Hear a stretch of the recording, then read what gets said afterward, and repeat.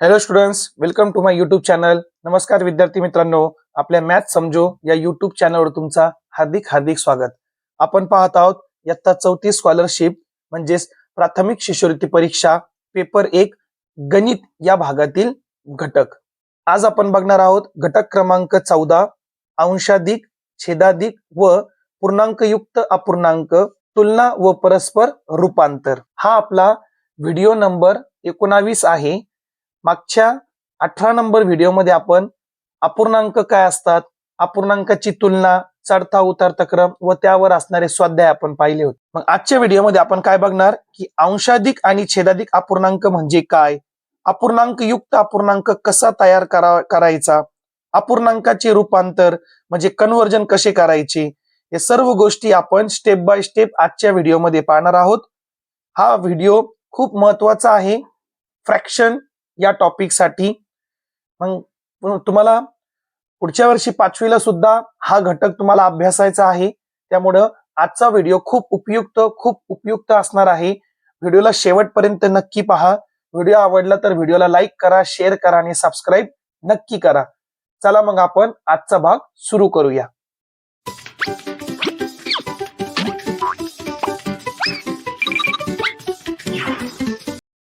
मग खूप महत्वाच्या गोष्टी आपण समजून घेऊ. आधी ज्या अपूर्णांकाचा छेद अंशापेक्षा मोठा असतो त्या अपूर्णांकास छेदाधिक अपूर्णांक असे म्हणतात. म्हणजे पहा, इथे हे अपूर्णांक दिले 3/5, 6/11, 5/7. यामध्ये पहा, अंश हा छोटा आहे छेदापेक्षा, अंश हा छोटा आहे छेदापेक्षा, म्हणजे छेद हा मोठा आहे. अंशापेक्षा छेद हा मोठा असतो त्या अपूर्णांकास आपण काय म्हणणार, छेदाधिक अपूर्णांक. म्हणजे इंग्लिश मध्ये याला म्हणतात प्रॉपर फ्रॅक्शन. काय म्हणतात याला, प्रॉपर फ्रॅक्शन. अंश छोटा छेद मोठा त्याला प्रॉपर फ्रॅक्शन म्हणणार.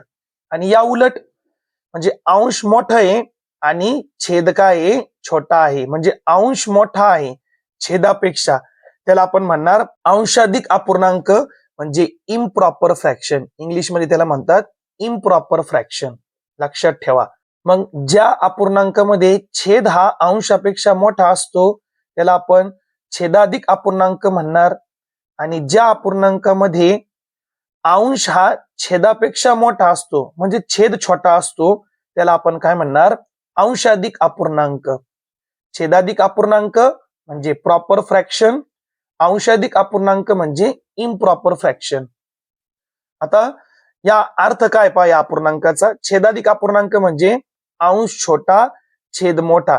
मग 3/7 ला आपण 3/7 पण लिहू शकतो. म्हणजेच काय, वरचा अंश लिहायचा, त्याला गुणिले घ्यायचं 1/7. 1/7 इथं 7 आहे ना, इथं 8 असलं तर 1/8, इथं 10 असलं तर 1/10. आणि अंशाधिक अपूर्णांकाचा अर्थ 7/3 म्हणजे 7/3. आता याच्यामध्ये हे कसं काय आलं पहा, हे 2 अधिक 1/3 कसं काय आलं इथं. मग जर आपण भाग दिला, व्यवस्थित समजून घ्या बरं का. 7/3, 3 दुने 6 आणि 7तून 6 गेले 1 उरला की नाही. मग याचा छेद काय आहे 3, मग इथं 3 घ्यायचा. आणि बाकी किती आहे 1, मग इथं आला 1, 1/3. पण पूर्ण किती झाले भाग, 2 भाग पूर्ण झाले. म्हणजे 2 अधिक 1/3 म्हणजे भागाकारावाला इथं म्हणजे आपण पूर्णांक घेणार. आणि इथं जो आहे ना आपण छेदामध्ये काय लिहिणार, मग 1/3 म्हणजे इथला छेद इथं लिहायचं आणि बाकी इथं लिहायचे असते वरती. ते पुढं आहे, मी तुम्हाला सांगतो परत डिटेल मध्ये. आता पुढं पहा, ज्या संख्येत एक भाग पूर्णांक व एक भाग छेदाधिक अपूर्णांक असतो त्या संख्येस पूर्णांकयुक्त अपूर्णांक किंवा मिश्र अपूर्णांक असे म्हणतात. म्हणजे इंग्लिश मध्ये त्याला मिक्स फ्रॅक्शन म्हणतात. मिक्स फ्रॅक्शन म्हणजे काय पहा, 2 गोष्टी असणार त्यामध्ये. पहा 2 गोष्टी इथं काय, 2 पण आहे 1/4, 7 पण एक संख्या पण आहे 2/3, 9, 10/11. म्हणजे ज्या संख्येमध्ये एक भाग पूर्णांक, हा पूर्णांक झाला की नाही 2, 7, 9, आणि त्याला जोडून काय असतो, एक भाग छेदाधिक अपूर्णांक असतो म्हणजे प्रॉपर फ्रॅक्शन असतो त्याला जोडून. मग 2 भागाचा मिळून झाला ना तो, म्हणून त्याला मिश्र अपूर्णांक म्हणतात. मग मिश्र अपूर्णांकामध्ये एक भाग काय असतो, पूर्णांक असतो, म्हणजे 2, 3, 1च्या पुढं, आणि त्याला जोडून एक अपूर्णांक असतो. तो अपूर्णांक कोणता असतो, छेदाधिक अपूर्णांक असतो तो, म्हणजे अंश छोटा छेद मोठा असतो, लक्षात ठेवा.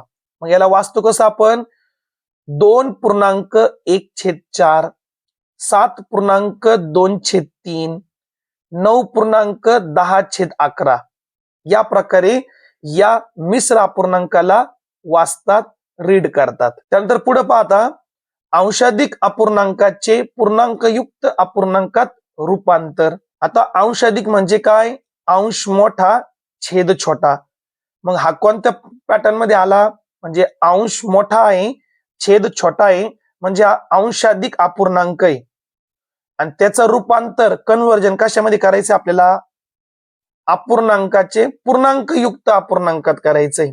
म्हणजे पहा आता कसं करणार, तुम्हाला मी सॉल्व्ह करून दाखवतो. मग हाच आपण उदाहरण घेऊ, 11/8. म्हणजे हा काय बरं, अंशाधिक अपूर्णांक आहे, याचा रूपांतर आपल्याला कशामध्ये करायचं आहे, याचा रूपांतर आपल्याला पूर्णांकयुक्त अपूर्णांक मध्ये करायचं, म्हणजे मिक्स फ्रॅक्शन मध्ये करायचं. मग 11/8 याला जर आपण भागाकारच्या स्वरूपामध्ये जर लिहिलं, 11 आपले भाज्य असणारे आणि छेद, म्हणजे याला आपण असं पण लिहू शकतो 11/8.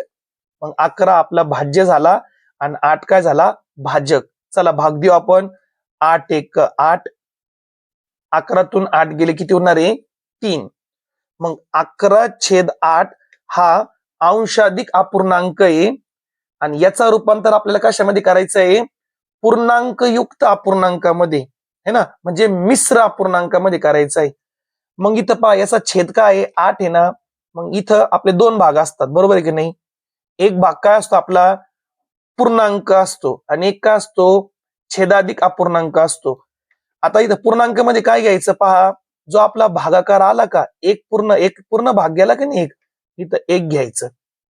त्यानंतर किती बाकी उरले आपले, 3, 8 पैकी. म्हणजे 11/8 म्हणजेच नेमकं काय, 1.3/8, 1.3/8.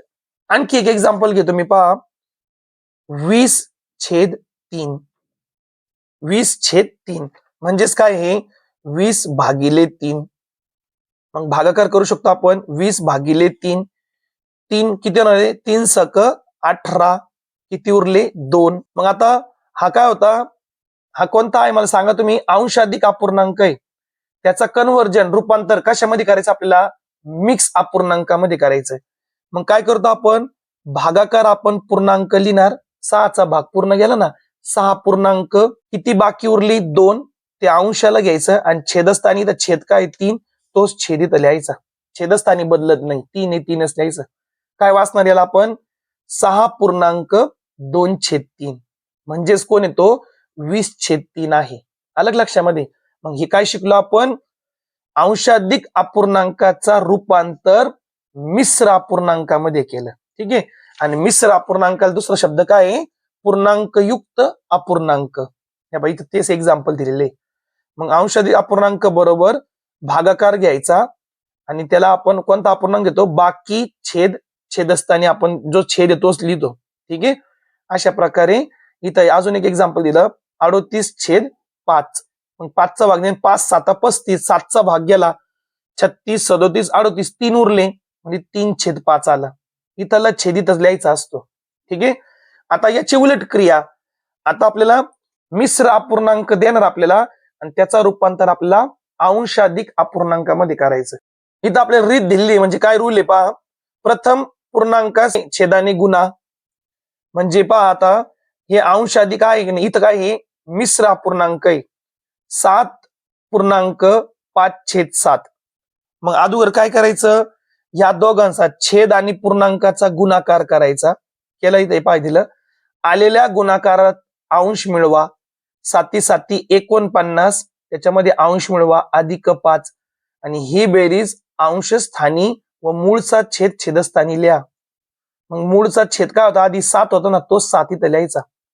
मग 7×7 = 49, अधिक त्यामध्ये अंश मिळवायचा, आणि बेरीज करा, 49 अधिक 5 54, 54/7. म्हणजे आपण इथं मिश्र अपूर्णांकाचं रूपांतर अंश अधिक अपूर्णांकामध्ये केला. मग काय केलं आपण पहा, अजून एक एक्झाम्पल देतो तुम्हाला. 4.2/3 काय करायचं, स्टेप नंबर 1 पूर्णांक आणि छेदाचा गुणाकार करायचा. 4 त्रिक 12 अधिक त्यामध्ये अंशस्थानी असणारी संख्या मिळवायची 2 आणि छेदस्थानी मूळचा छेदच लिहायचा 3. 12 आणि 2 किती झाले 14. 14/3. अशा प्रकारे प्रश्न विचारण्याचे 100% चान्सेस आहे की तुम्हाला मिश्र अपूर्णांकाचा रूपांतर अंशाधिक अपूर्णांकामध्ये करायचा किंवा अंशाधिक अपूर्णांकाचा रूपांतर मिश्र अपूर्णांकामध्ये करायचा. आणि मिश्र अपूर्णांकाला दुसरं नाव काय आहे, पूर्णांक युक्त अपूर्णांक. ठीक आहे, हे 2 मुद्दे लक्षात ठेवा. त्यानंतर पूर्णांक युक्त अपूर्णांकाची तुलना, म्हणजे आता मिश्र अपूर्णांक आहे ना, याची तुलना कशी करायची. इथं उदाहरण काय दिले पहा, आता व्यवस्थित समजून घ्या. 1.3/4 2.1/2 व 1.1/2 म्हणजे हे 3 अपूर्णांक दिलेले आपल्याला मिश्रवाले. यापैकी 2.1/2 हा पूर्णांक युक्त अपूर्णांक सर्वात मोठा आहे. का मोठा आहे बरं तो, कारण की पहा इथं काय, इथं पण 1/2 आहे, इथं पण 1/2 आहे. 2 आणि 1, इथं 2 पूर्णांक आहे, इथं 1 पूर्णांक आहे. मोठा कोण याच्यामध्ये 2च मोठा आहे. मग हा मोठा झाला की नाही, इथं ब्रॅकेट मध्ये सांगितलं 2 मोठा 1 पेक्षा. त्यानंतर 1.3/4 व 1.1/2 आता हा मोठा ठरला आपला. आता हे 2 उरले इथं. मग या दोघांमध्ये तुलना करा. मग यामध्ये समान भाग आहे का काही नाही, हा तर यांच्यापेक्षा मोठा झाला. पण ह्या दोघांना आपल्याला ठरवायचं ना आता कोण आहे, पण याचा छेद 4 आहे, याचा छेद 2 आहे. मग याला आपण रूपांतर करू. मग पहा 3/4 आणि 1/2 यांची तुलना करायची आपल्याला, बरोबर आहे का नाही. आता मी तुम्हाला हा एक्झाम्पल आहे ना रफ पेजवर सॉल्व्ह करून दाखवतो. इथं सॉल्व्ह करणं शक्य नाही होणार. 1.3/4 दुसरा आहे 2.1/2 आणि 1.1/2 समजून घ्या बरं का व्यवस्थित काय म्हणतो. तर आता या दोघांचा छेद समान आहे. 2.1/2 आणि 1.1/2 हा मोठा झाला. या दोघांमध्ये आपण तुलना केली तर हा मोठा झाला. आता उरलेल्यांची तुलना आपण करू. आता इथे काय पहा 1.3/4 आणि इथं आहे 1.1/2. बर, पूर्णांक सारखा आहे 1.1 पण इथं आहे 3/4, इथं आहे 1/2. हे 2 समान कस काय ठरू शकतो आपण पहा आता व्यवस्थित बरं का. या दोघांचा छेद समान पाहिजे का नाही आपल्याला. हे 4 पैकी 3 आहे आणि 2 पैकी 1 आहे. मग आपण लगेच नाही सांगू शकत कोण छोटा आहे कोण मोठा आहे, कारण की इथं छेद पण समान नाहीये आणि अंश पण समान नाहीये. अशा टायमाला काय करायचं पहा, या 2 ला आपण 4 बनवू शकतो की नाही, म्हणजे याला आपण 2 नी गुणाकार करणार. आणि जर आपण छेदाला 2 नी गुणलं तर अंशाला सुद्धा 2 नी गुणावं लागेल, कारण की आपला मेन अपूर्णांक काय 1/2 आहे, तो बॅलन्स पाहिजे का नाही. मग आपण छेद बदलतो, छेदाला 4 करण्यासाठी आपण 2 नी त्याला गुणलं, मग छेदाला गुणलं तर अंशाला पण गुणायचंय. आता पहा हे 3/4 जसेची तसे, याला सोडू आपण, बे 1 बे आणि बे 2 4 झाला का नाही छेद समान. आता 3/4 आणि 2/4. आता मला सांगा छेद समान आहे, मग ज्याचा अंश मोठा तो अपूर्णांक मोठा, म्हणजे 3/4 हा मोठा आहे. लक्षात आलं का. 3/4 हा काय झाला मोठा झाला. म्हणजे कोण मोठा झाला, हा वाला 1.3/4. मग सर्वात मोठा तर हा आहे ना 2.1/2. मग आपण तो आधी लिहिणार 2.1/2 आणि ह्या दोघांमध्ये मोठा कोण आहे, हा तर मोठा असणार आहे का, कारण की याच्यामध्ये 2 पूर्णांक आहे ना, इथं 1 पूर्णांक, इथं 1 पूर्णांक आहे. हा मोठा झाला 2 पूर्णांक वाला, तो मोठा आहे कोणापेक्षा, या दोघांपेक्षा. पण यांच्यामध्ये मोठा कोण आहे, आता आपण पाहिलं पहा 1.3/4 हा मोठा आहे कोणापेक्षा, 1.1/2 पेक्षा. विद्यार्थी मित्रांनो, हा सर्वात मोठा झाला, हा मधली संख्या समजा मधला अपूर्णांक झाला आणि हा छोटा झाला. आपण हे कोणत्या म्हणजे उतरत्या क्रमाने लावले आपण, सर्वात मोठा, मधला आणि छोटा. याचे 2 पूर्णांक होते म्हणून हा मोठा झाला. या दोघांचा पूर्णांक सारखा होता 1-1 म्हणून त्या अपूर्णांकाची तुलना केली. अपूर्णांकाची तुलना करायला याचा छेद 2 आहे, याचा छेद 4 आहे. आपण तुलना नाही करू शकत डायरेक्ट. मग छेद समान करावा लागेल आपल्याला. मग छेद समान करण्यासाठी 2 ला 4 बनवू शकतो आपण. मग 2 ला आपण 2 नी गुणलं, याला 2 नी गुणलं तर अंशाला पण 2 नी गुणायचं. म्हणजे ते 2/4 झालं. आणि 3/4 आणि 2/4 मध्ये 3/4 मोठा आहे म्हणून हा मोठा झाला. मग हा 2 नंबर, याच्यापेक्षा हा मोठा झाला. मग हा 2 नंबर लिहिणार, हा 3 नंबर लिहिणार. अशा प्रकारे आपण तुलना देखील करू शकतो. पुढे मी परत एक्झाम्पल मध्ये सांगतो तुम्हाला. आता लक्षात ठेवा, काय आहे लक्षात ठेवण्यासारखं, पाव म्हणजे 1/4, अर्धा म्हणजे 1/2 आणि पाऊण म्हणजे 3/4 है ना. Quarter, half, 3/4. पाव म्हणजे क्वार्टर, 1/4 असतो तो इंग्लिश मध्ये लिहितो. अर्धा म्हणजे हाफ, 1/2 असतो. आणि पाऊण म्हणजे 3/4, 3/4 असतो. हे फिक्स आहे, पाठच ठेवा तुम्ही. मी म्हणलं सव्वा, सव्वा म्हणजे किती, 1 पूर्ण आणि वरती पावभर. मग 1.1/4 म्हणजे सव्वा, 1.1/4 म्हणजे सव्वा.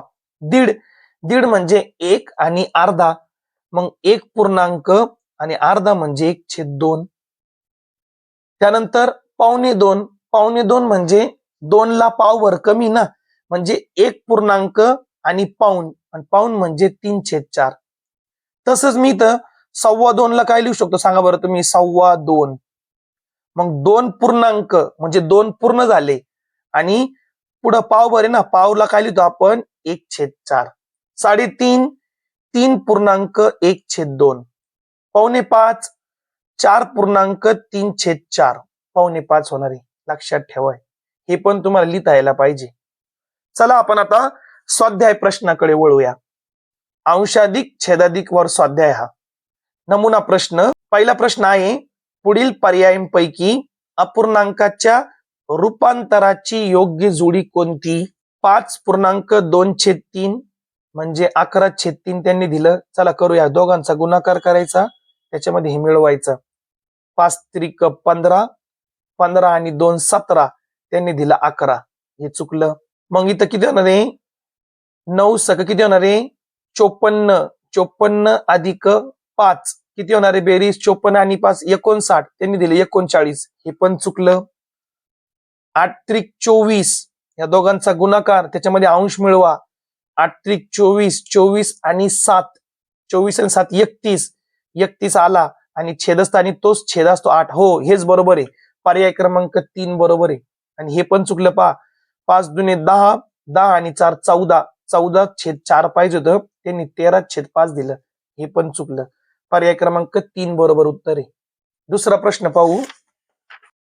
27/5 या अंशाधिक अपूर्णांकाचे पूर्णांकयुक्त अपूर्णांक रूप पुढील पैकी कोणते आहे. म्हणजे मिश्र अपूर्णांक मग सांगायचं. मग आता पहा, इथंच चेक करू आपण. 5 गुणिले 5, 5×5 = 25, 25 आणि 26, 26/5 होईल, हा नाही होणार. 5×5 = 25, 25 आणि 2 27, 27/5. हो, हे बरोबर आहे, 27/5 म्हणजे पर्याय क्रमांक 2 आपलं उत्तर आहे. पुढचे तुम्ही चेक करा आता. तिसरा प्रश्न, पुढील पर्यायातून 5.25 हा पूर्णांक कसा निवडाल. 5.25 म्हणजे पूर्ण 5 झालेले नाहीये, म्हणजे 4 पूर्णांक आणि पावणे म्हणले पुढे पाऊण घ्यायचा, 3/4. 4 पूर्णांक आणि पुढे पाऊण भाग घ्यायचा, 4.3/4. पर्याय क्रमांक 4 आपलं उत्तर आहे. त्यानंतर आता आपण सरावासाठी दिलेले प्रश्न सोडूया. पुढील पैकी गटात न बसणारा अपूर्णांक कोणता. गटात न बसणारा म्हणजे पाहू याच्यामध्ये काय वेगळं आहे तर 11/8, 9/8, 7/8 आणि 17/8.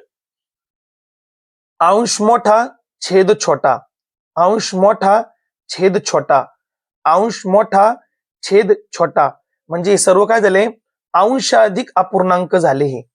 आणि हा छेदाधिक अपूर्णांक आहे, कारण की इथं अंश छोटा आहे आणि छेद मोठा आहे, हा वेगळा झाला यांच्यापैकी. पर्याय क्रमांक 3 आपलं उत्तर आहे. पुढचं 33/7 या अंशाधिक अपूर्णांकाचे पूर्णांकयुक्त अपूर्णांक रूप कोणते? आता हा काय तुम्हाला होमवर्क आहे. सांगा मग याचं उत्तर. 33/7 म्हणजे छेद 7च पाहिजे आपल्याला. मग याचा क्रॉस गुणाकार करून त्याच्यामध्ये अंश मिळवा. मग सांगा मला काय येते त्याचं उत्तर. तिसरा प्रश्न 13/5 या अपूर्णांकाच्या छेदस्थानी पुढीलपैकी कोणती संख्या मिळवावी म्हणजेच छेदाधिक अपूर्णांक मिळेल? आता कोणती संख्या मिळवावी म्हणून छेदाधिक म्हणजे काय? छेदाधिक म्हणजे छेद इथं काय असतो, इथं मोठी संख्या म्हणजे छेद मोठा असतो आणि वरची संख्या छोटी असते म्हणजे अंश छोटा असतो. दिलेलं का आपल्याला 13/5. यामध्ये कोणती संख्या आपल्याला छेदस्थानी मिळवावे लागेल? हे काय बनायला पाहिजे? छेदाधिक अपूर्णांक. छेदाधिक अपूर्णांक म्हणजे छेद मोठा आणि अंश छोटा व्हायला पाहिजे. मग 5 मध्ये किती मिळवलं तर 13 पेक्षा जास्त उत्तर पाहिजे. मग 6 मिळवले तर 11 उत्तर येईल, नाही चालणार. 9 मिळवलं तर किती होईल? 9 आणि 5 14 होईल है ना. याच्यामध्ये 9 मिळवा. मग काय मिळेल आपल्याला? 13/14. हो, हेच येणार. 8 मिळवलं तर 13 येईल, 13/13 होईल, ते नाही चालणार. 5 मिळवलं तर 10 होईल, 5 + 5 नाही. मग मोठी संख्या पहा, अंशापेक्षा छेद मोठे कुठे येते? 9 मिळाल्यावर. म्हणजे पर्याय क्रमांक 2 आपलं उत्तर असणार आहे. समजतं का? त्यानंतर चौथा प्रश्न पहा, 19/9 हे पुढीलपैकी कोणत्या अपूर्णांकाचे अंशाधिक अपूर्णांकाचे रूप आहे? परत जो दुसरा होता का त्याच प्रकारचा आहे, फक्त प्रश्न विचारताना वेगळा विचारला पण अर्थ तोच आहे. मग 19/9 हे कोणाचं आहे? मग इथं चेक करा. 9 दुने 18, 18 ने 1 19, 19/9 म्हणजे हाच आपलं उत्तर आहे, पर्याय क्रमांक 1. हे चेक करा. 9 1 9, 9 1 2 11, 11/9 होणार. 9 त्रिक 27, 28 29, 29/9 हे पण नाही होणार. 9 दुने 18, 18 आणि 2 20, 20/9 हे पण नाही होणार. 19/9 फक्त पर्याय क्रमांक 1 मध्ये येतो. पाचवा प्रश्न आपण पाहूया. पुढील पैकी कोणत्या अपूर्णांकाचे पूर्णांकयुक्त अपूर्णांकात रूपांतर करता येईल? मग कोणत्या अपूर्णांकाचे आपल्याला रूपांतर पूर्णांकयुक्त अपूर्णांकात करायचे आहे? मग पहा, 4/5. मग इथं छेद मोठा आहे, अंश छोटा आहे, याचा कन्वर्जन आपण नाही करू शकत. 9/15 अंश छोटा आहे आणि छेद मोठा आहे म्हणजे छेदाधिक अपूर्णांक नाही होणार. 12/13 अंश छोटा आहे, छेद मोठा आहे म्हणजे छेदाधिक अपूर्णांक नाही करू शकत. आणि हा अंश अधिक आहे आणि अंशाधिक अपूर्णांकाचेच रूपांतर आपण पूर्णांकयुक्त अपूर्णांकात करतो, कारण की 14 मोठे ना. मग 13 1 13, 1 चा भाग पूर्ण गेला आणि 1 बाकी उरली, 1/13. म्हणजे यालाच आपण असं लिहू शकतो. म्हणजे अंशाधिक अपूर्णांकालाच आपण मिश्र अपूर्णांकात लिहू शकतो. 14 अंश मोठा आहे, छेद छोटा आहे, म्हणून हा आपला उत्तर असताना पर्याय क्रमांक 3. 6वा प्रश्न आहे, 41/4 बरोबर किती? म्हणजे हा आपल्याला अंशाधिक अपूर्णांक मध्ये दिलेला आहे, त्याला मिश्र मध्ये लिहायचंय. मग आपण भागाकारची टेक्निक वापरायची. जर इथं नाही जमलं तुम्हाला तर याच्यातलं तुम्ही पर्यायातून सिलेक्ट करू शकता. 4 चोक 16, 16 ने 17, 17/4. पण ज्याला ही मेथड पाहिजे ते करू शकतात. पहा काय 41/4. मग 4 10 40 आणि 41 मधून 40 गेले, 1 उरला की नाही. म्हणजे 1 पहा इथं म्हणजे काय असणार आहे पहा, याचा छेद किती आहे? 4 आहे, म्हणजे छेदस्थानी 4 असणार आहे. कितीचा भाग गेला? 10चा, म्हणजे 10 पूर्णांक आहे. आणि किती बाकी आहे? 1 इथं असणार आहे. 10.1/4 पर्याय क्रमांक 4. पहा, 4 10 40, 40 आणि 1 41, 41/4 उत्तर येईल याचा.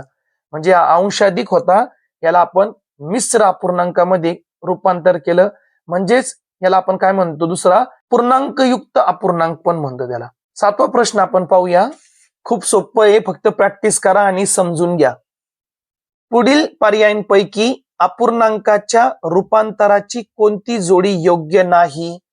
मग सांगा मग कोणती जोडी योग्य नाही. हा सुद्धा काय असणार तुम्हाला होमवर्क असणारे 7वा प्रश्न करा, चेक करा कोणती जोडी योग्य नाही विचारली. म्हणजे पहा पहिली बरोबर आहे, 5 त्रिक 15, 15 आणि 2 17, 17/3 छेद पण 5 जा समान पाहिजे. 8वा प्रश्न, पुढील पैकी कोणत्या अपूर्णांकाची किंमत 5.25 आहे? 5.25 म्हणजे काय रे? 5 पूर्ण आणि 1/4. 1.25 म्हणजे पाव पुढं, म्हणजे 5 पूर्ण आणि 1.25 असणार तिथं. मग ही व्हॅल्यू कोणाची ती पहा आता. मग काय याला सोडू आपण. 4 पंचे 20, 20 आणि 1 21 म्हणजे 21/4 उत्तर कुठे आहे पहा. पर्याय क्रमांक कुठं आहे? एकच आहे, 21/4. 1.25 म्हणलं का आपल्या छेदस्थानी 4 येणार आहे, हे तर होऊच शकत नाही 2. ठीक आहे. मग 21/4 म्हणजे 5.1/4 आणि 5.1/4 म्हणजे 5.25 असतात. आलं लक्षात. पुढं 26/9 बरोबर 2 चौकट छेद 9 म्हणजे 9चं 9 आला, 9 2 भाग गेला की नाही पूर्ण, म्हणजे पहा 26 ला 9 नी भाग द्या बरं. 9 दुने 18. 26 मधून 18 गेले किती येणार? 8 उत्तर येणार की नाही. मग याला आपण काय लिहिणार आहे? 2 छेदस्थानी 9 जसा तसा आला आणि बाकी आपण कुठं लिहितो? इथं अंशस्थानी लिहितो 8. म्हणजे पर्याय क्रमांक 3 आपलं उत्तर बरोबर आहे.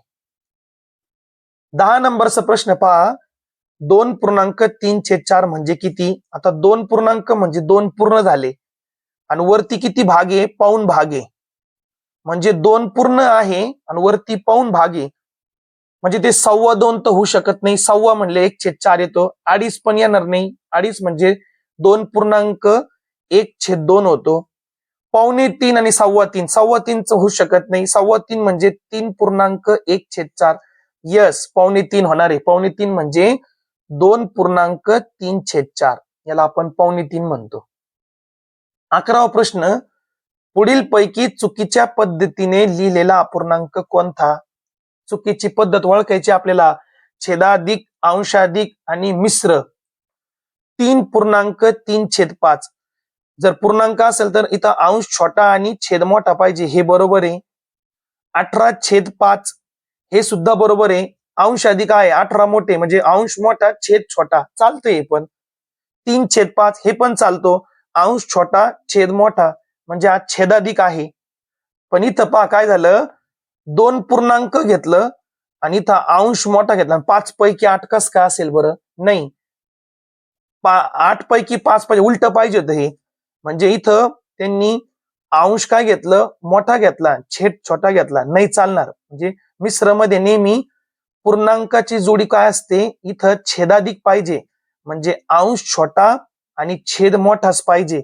म्हणजे हे पर्याय काय इथं चुकीच्या पद्धतीने लिहिलेले. 12 नंबरचा प्रश्न पाहू. 27/4 अधिक 5/4 बरोबर किती? मग छेद समान आहे, बेरीजीमध्ये आपण ते एकदाच लिहितो. बेरीज असो किंवा वजाबाकी असो, छेद समान आहे ना. 27 अधिक 5 किती होणार आहे? 27 आणि 5 किती होणार आहे? 32. 32/4. पण पहा पर्यायमध्ये 32/4 पर्याय दिलेलाच नाहीये. म्हणजे हा अंश अधिक झाला की नाही. मग याला छेदाधिक करावं लागत आहे. अंश अधिक झाला, याला मिश्र करा आता. म्हणजे 32/4. मग किती होणार ते पहा बरं. 4 8 32 म्हणजे पूर्ण 8चा भाग गेला की नाही. म्हणजे आपलं उत्तर काय येणार आहे? पर्याय क्रमांक 2 8. याला आपण मिश्रमध्ये नाही लिहू शकत, कारण की पूर्ण भाग गेला ना. मग 32/4 म्हणजे 8चा भाग गेला ना, भागाकार काय आला? 8 म्हणजे 8 पूर्णांक आला ना. आणि शून्य कस काय? 0/4 लिहिलं तर काय अर्थच नाही त्याला, शून्यच असतो तो. म्हणजे 8चा भाग पूर्ण गेला. मग असणारे आपलं उत्तर पर्याय क्रमांक 2 8. 13 नंबरचा प्रश्न पाहू. पुढील अपूर्णांकातील सर्वात मोठा अपूर्णांक कोणता? आता याला आपण कसं सांगू शकतो? तुम्हाला आता याला एक तर कन्वर्ट करावं लागेल, बरोबर आहे का नाही? म्हणजे याला तुम्ही मिश्रमध्ये रूपांतर करा. चला ठीक आहे, पण सोडूया त्याला. आता 12/5 आणि 21/5 म्हणजे हे यांचा छेद समान आहे. मग ज्याचा अंश मोठा तो मोठा असतो, म्हणजे हा मोठा झाला बरं का. कोणापेक्षा? याच्यापेक्षा. लक्षात ठेवा. हे क्लिअर झालं की 12/5 हा छोटा आहे याच्यापेक्षा. पण आता यांना पण आपण मग हा मोठा कळाला आपल्याला, पण याचा परत आपल्याला पाहावं लागेल ना कोण मोठा आहे कोण छोटा आहे इथं. तर मग पहा विद्यार्थी मित्रांनो, हे एक ऑप्शन तुमच्याकडे हा मोठा आहे पण यांना करा, यांना तुम्ही कम्पेअर करा. नाही तर सगळ्यात सोपं काय करा पहा, आता हे आपल्याला अंश अधिक आणि याला मिश्र मध्ये आपण कन्वर्ट करू. 6 × 18 हे ना, 18.19, 18 ने 19, 1/6 असणारे 19/6 म्हणजेच किती आहे, 3.1/6. 21/4 म्हणजे किती पूर्णांक असणार आहे, 4×5 5चा भाग जातो ना, 4×5 आणि 1 उरला 21 म्हणजे 1/4, 5.1/4. त्यानंतर 12/5, 12/5 दुने 10, 5 दुने 10 आणि 2/5, 2.2/5 आणि 21/5, 5×4 आणि 1/5. म्हणजे काय केलं पहा विद्यार्थी मित्रांनो, ह्या दिलेल्या अंशाधिक अपूर्णांकाला मी मिश्र अपूर्णांकामध्ये रूपांतर केलं. आता इथं किती पूर्णांक, 3 पूर्णांक, 5 पूर्णांक, 2 पूर्णांक, 4 पूर्णांक. चढता क्रम म्हणजे सर्वात छोटा कोण असणारे 2 पूर्णांक, म्हणजे हा 1 नंबरला असणारे 2.2/5. हा छोटा आहे, कोणापेक्षा छोटा आहे, मग 3 पूर्णांक म्हणजे 3.1/6. त्यानंतर हा 2 नंबरला येणार, 3 नंबरला कोण येणार, हा 3 नंबरला 4 पूर्णांक म्हणजे 4.1/5. आणि सर्वात मोठा कोण येणार आहे, हा सर्वात मोठा 4 नंबरला 5.1/4. आपल्याला काय विचारलं, सर्वात मोठा विचारला. चला, मोठा आणि छोट्यासाठी आपल्याला तर चढता उतरता लावाच लागेल. सर्वात मोठा अपूर्णांक कोणता, मग यामध्ये सर्वात मोठा अपूर्णांक काय मिळाला आपल्याला, 5.1/4. पण हा कोणापासून मिळाला आपल्याला, 2 नंबरचा. 2 नंबरचा कोण होता आपल्या याच्यामध्ये, 21/4. मग 21/4 हा सर्वात मोठा अपूर्णांक असणार या चौघांमध्ये. काय केलं आपण, त्यांना मिश्र अपूर्णांकामध्ये त्याला कन्वर्ट केलं. मग याच्या आपण चढता किंवा उतरता क्रम लावून घ्या, हा सर्वात मोठा आहे. पण हा कोणामुळे आला, 2 नंबर, म्हणजे याचा काय 21/4 मुळे आला ना, हा पर्याय क्रमांक 2 आपलं उत्तर असणार आहे. आणि शेवटचा प्रश्न 14 नंबरचा काय असणार, तुम्हाला होमवर्क असणार आहे. 13/12, 12/11, 9/8, 6/5 हे अपूर्णांक चढत्या क्रमाने कसे लिहाल. मग आता तुम्हाला मी ही टेक्निक दाखवली की नाही, मिश्र अपूर्णांकामध्ये त्याला कन्वर्ट करा तुम्ही, आणि तुम्हाला जमेल मग कोणता छोटा आणि कोणता मोठा असणार आहे. किंवा 2-2 जणांना कम्पेअर करा तुम्ही. हा होमवर्क करा.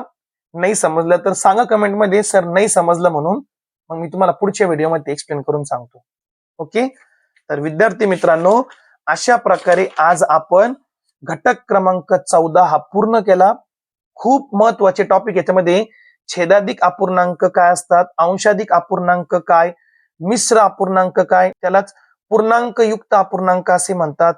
त्याचे रूपांतर म्हणजे अंशाधिक अपूर्णांकाचे रूपांतर मिश्र अपूर्णांकामध्ये आणि मिश्र अपूर्णांकाचे रूपांतर अंशाधिक अपूर्णांकामध्ये, त्यांची तुलना, लहान मोठेपणा कसे ठरवायचे, काही महत्वाचे टॉपिक 1.25, 2.5, 1.5 हे काय, आणि यावरचे आपण 14 प्रश्न, यापैकी मी 3 तुम्हाला होमवर्क दिलेले, म्हणजे 11 प्रश्न आपण सोडून घेतले आज. पुढच्या व्हिडिओमध्ये आपण घटक क्रमांक 4 मापन म्हणजेच महत्व मापन शिकणार आहोत. मग आजचा व्हिडिओ जर तुम्हाला आवडला असेल, व्हिडिओला लाईक करा, शेअर करा आणि कमेंट नक्की करा. थँक्यू, धन्यवाद.